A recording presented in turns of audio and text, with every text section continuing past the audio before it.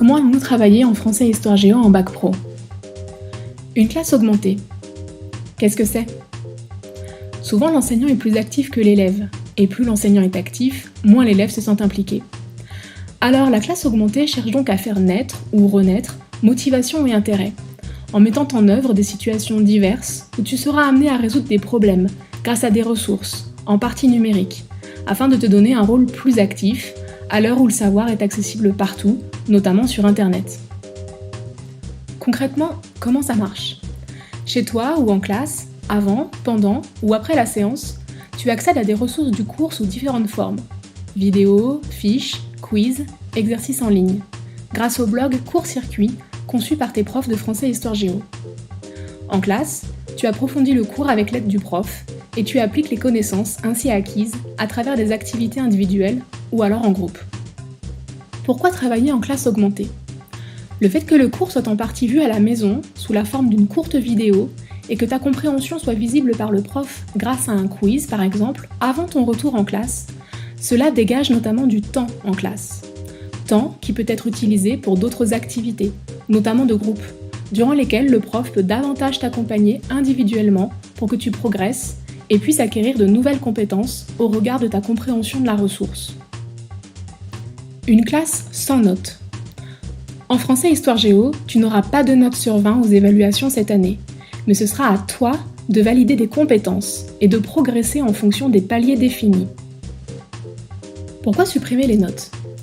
La difficulté avec les notes, la plupart du temps, c'est qu'elles n'expliquent pas ce qui ne va pas. Quand tu as 12 sur 20, est-ce que tu sais vraiment où sont passés les 8 points? Et comment faire pour augmenter ta note la fois d'après? Les compétences te permettent de savoir exactement ce que tu sais faire et ce que tu dois encore travailler. En fait, ce sont toujours les mêmes compétences et les mêmes méthodes de travail qui sont évaluées. Par exemple, en histoire, tes connaissances sur la Renaissance et la Révolution française sont différentes. Mais dans les deux cas, ce qui est évalué, c'est ta capacité à apprendre, à t'exprimer à l'écrit ou alors à analyser des documents. Alors comment ça marche? Tu auras des compétences différentes à acquérir dans chaque séquence et dans toutes les matières.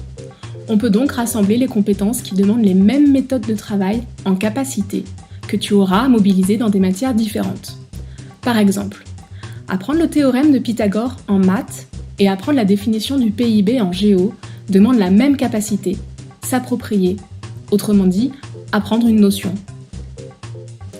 Pour avoir une vision de tes progrès au fur et à mesure de l'année en français histoire géo, on utilisera une grille de 5 capacités. S'approprier, analyser, réaliser, valider, communiquer, que tu retrouveras également en maths sciences. Qu'en est-il du bulletin? À la fin du semestre, sur ton bulletin, tu auras cependant une note qui sera calculée en fonction de ton degré de maîtrise de chaque capacité évaluée. Au verso de ton bulletin, tu auras également, pour chacune des 5 capacités, un positionnement et une appréciation commune au français, histoire géo, maths sciences. Au final, tout ça pourquoi? Si tu joues le jeu et que tu es acteur de ta scolarité, le but de ces méthodes de travail que nous mettons en place pour toi est de te permettre de progresser cette année, en ciblant mieux tes difficultés et réussites, et surtout en devenant plus autonome et responsable. Pour faire simple, bienvenue au lycée.